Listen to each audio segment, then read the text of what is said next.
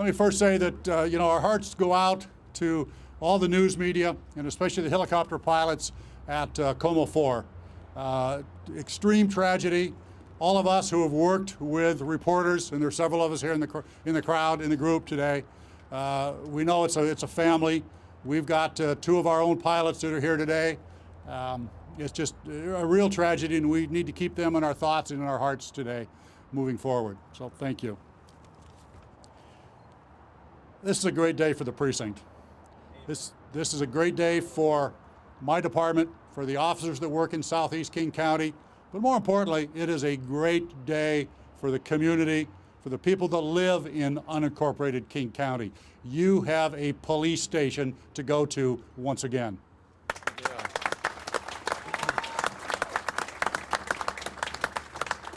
We talk so much about community policing.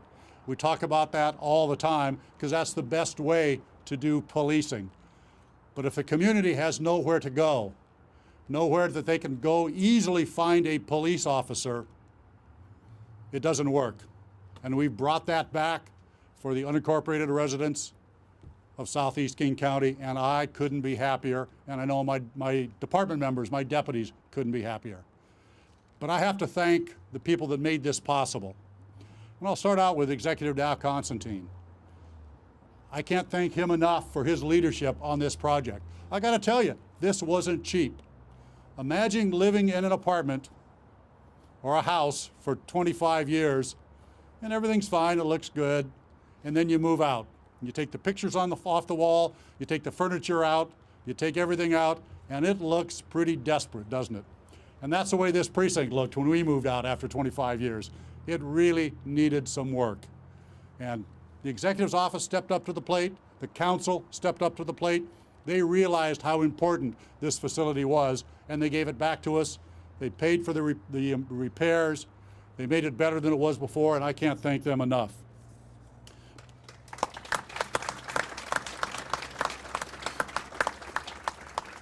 But I want to recognize some of the other people that are here today, and there's a whole long list of them.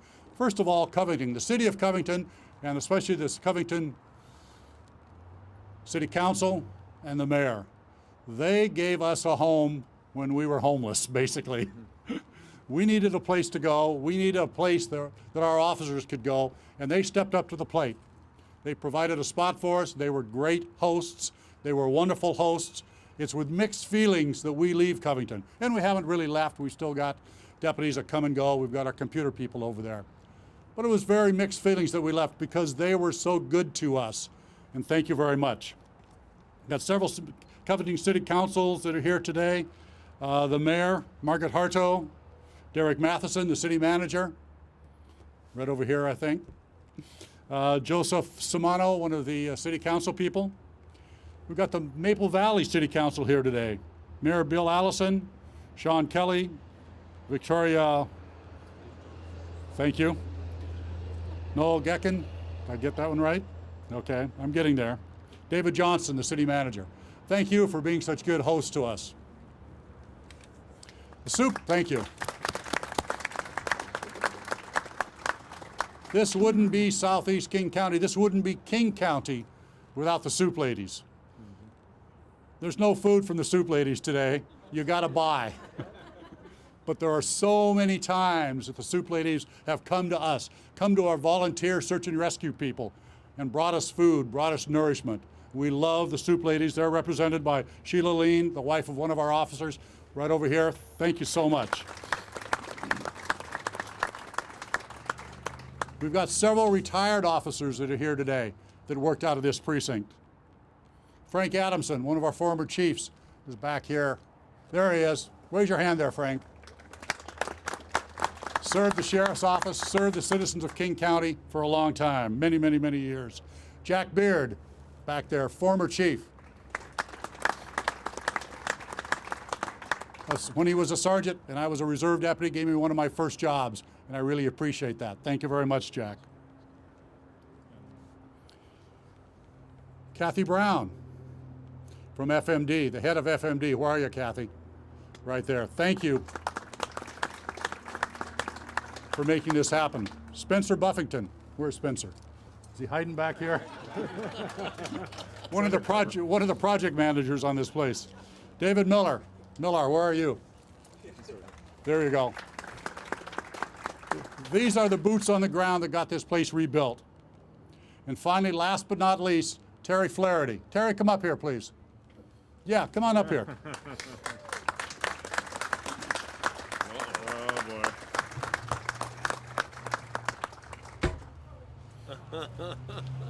Terry worked day in and day out for the last almost a year to get us into this place.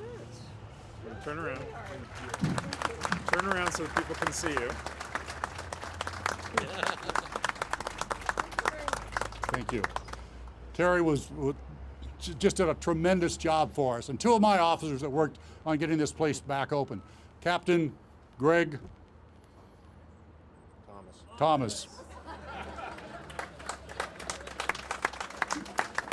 He was down here every day in and day out.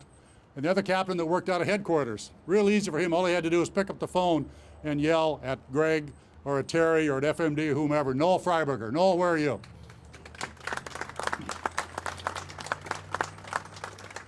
All these people worked together as a team to make this happen, and we couldn't be happier. So I want to turn things over to Dow now, Executive Constantine, and let him talk for just a minute, or as long as he wants to. I'll keep it brief. He wrote the check. Thank you, Sheriff. You know, we're better able to meet the needs of our communities when we have facilities located in those communities. The financial challenges are tough. You know, money is not plentiful. The economy's rebounded. We have a very low unemployment compared to the rest of the country, but government revenues are not recovering as quickly or as robustly, and so very hard choices had to be made by the county council and by us in order to make sure that we had the money to do this and to add 8 officers as well last year. But it's an important choice for public safety. 6 patrol deputies were added and 2 sergeants, some of whom will be able to be stationed right here. Having a precinct here in Maple Valley helps sheriff's deputies be part of the community that they serve and protect. And I'm pleased as well that the first floor of the training room here at the Hicks-Raburn precinct will also be available as a community gathering place, which is something that is much needed by the people of Maple Valley. Our neighborhoods are safer when law enforcement has a positive presence in the community. And it's easier to achieve when we're physically located in the community. I want to thank the men and women in uniform who protect us every day. And it is those officers, not the precinct buildings, who keep our communities safe. But having a place like this helps them engage much better with the people they serve. Congratulations.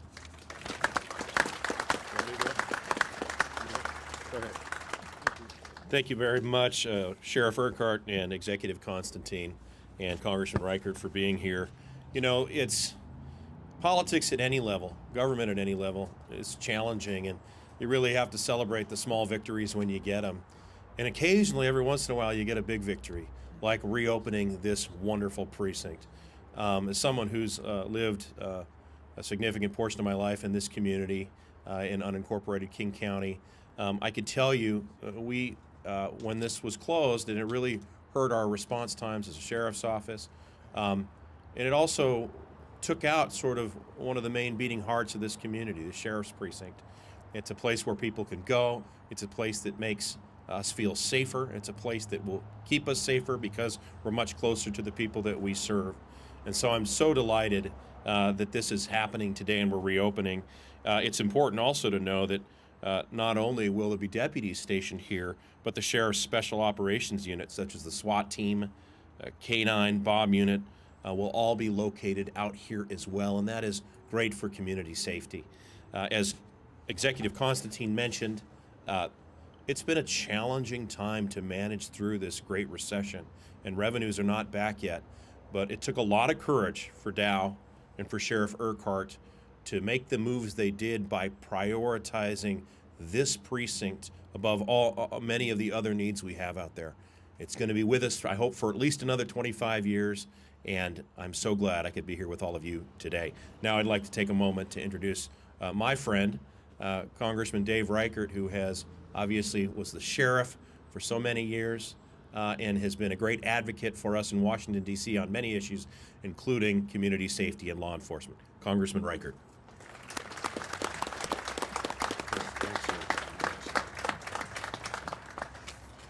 Well, good morning, everyone. Now, you guys from the sheriff's office know I do this, right? Good morning. All right, thank you.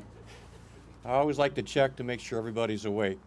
What an honor to be here today with all of my good friends.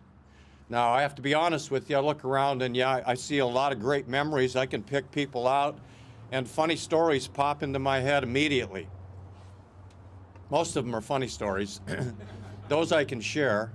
Other stories I may not share, but I can also be honest with you in saying that, hey, you guys look a little bit older than the last time I saw you. You could probably say the same about me. But the memories are there forever, aren't they? Now, the hard part for me today is to get through this, right? They also know that about me.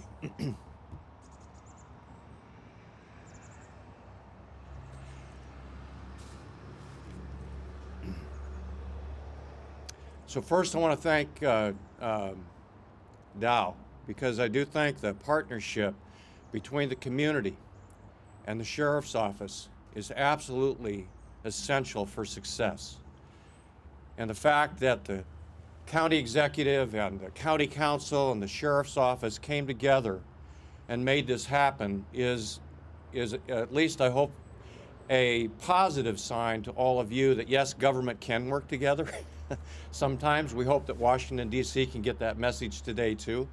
But government can work together with the community and make positive things happen. And this is really a positive thing. This is really a positive story for the southeast part of King County and especially Maple Valley.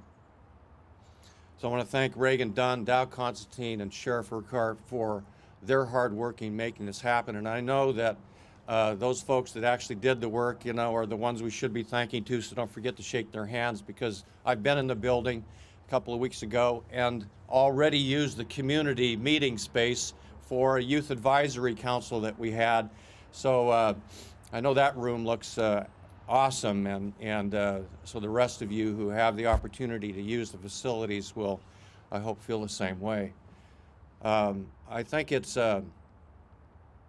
important to mention that some of the folks that John introduced were previous precinct commanders here. And so Jack and where's Frank Adamson too? Can you guys raise your hand? And Dan Pingree back there. Jack, raise your hand. You're not shy, I know you.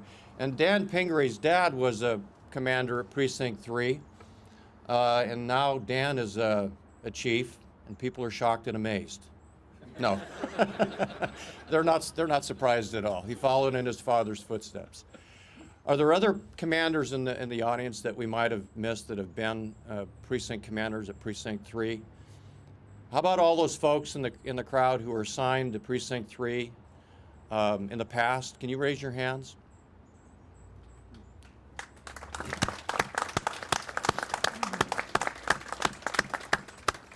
How about all you guys and gals out there that knew Sam or knew Mike?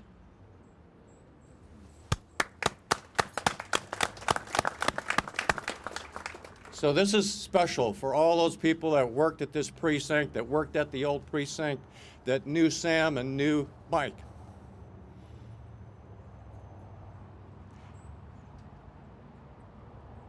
Now I can think of some funny stories about Sam. Terry is here.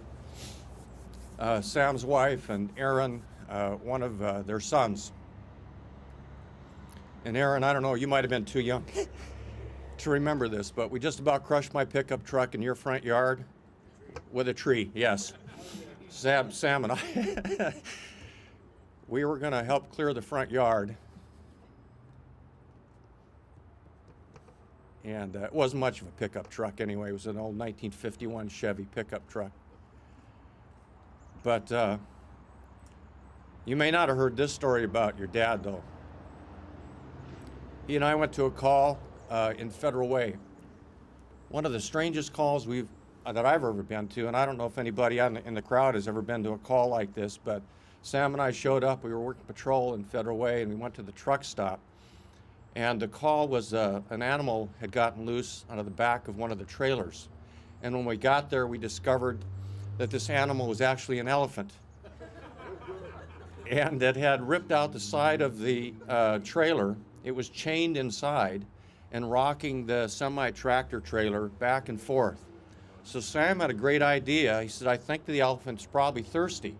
So let's roll over a 55-gallon drum in front of the elephant, fill it with water, and we'll probably calm him down a little bit.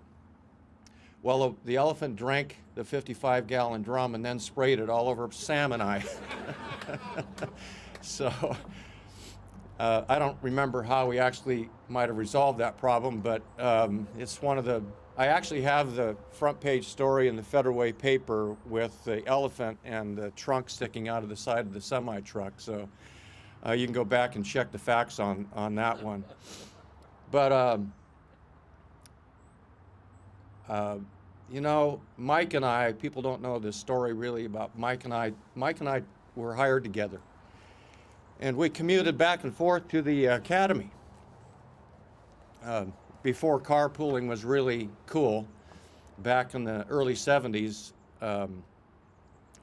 we were carpooling.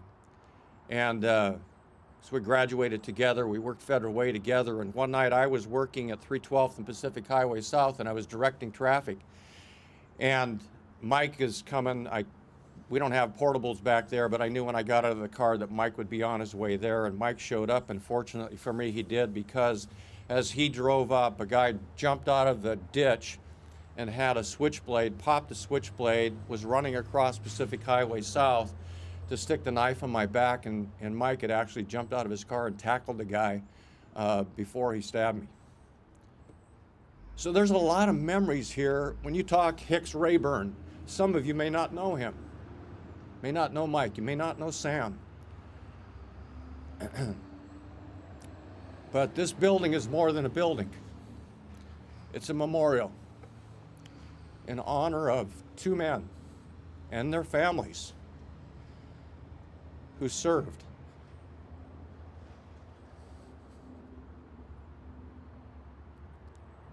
With compassion, with pride, and they loved their job, and they loved their family, they loved their community. So when you come to Precinct 3, when you come to the Hicks-Raburn precinct, there are a lot of us here that remember Sam, remember Mike. But remember, this is a place where men and women come to serve your community, to protect you and your children, and in some cases, to sacrifice their lives. This means a lot to me personally, and I just really appreciate the opportunity to share a couple of my stories with two of my good friends. Thank you.